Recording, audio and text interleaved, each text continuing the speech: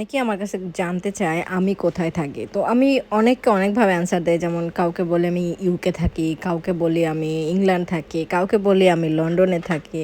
তো এটার যে কিছু কারণ আছে সেগুলোই তোমাদের সাথে আমি শেয়ার করব। আর আমি এক্স্যাক্টলি কোথায় থাকি সেটাও আমি তোমাদেরকে এই ভিডিওতে বলব। ইউনাইটেড কিংডম যেটার ৪টা দেশ নিয়ে ইউনাইটেড কিংডম, যেমন ইংল্যান্ড, ওয়েলস, স্কটল্যান্ড আর নর্দার্ন আয়ারল্যান্ড। তাহলে কথা হচ্ছে লন্ডন কোথায়? লন্ডন হচ্ছে ইংল্যান্ডের রাজধানীর নাম লন্ডন।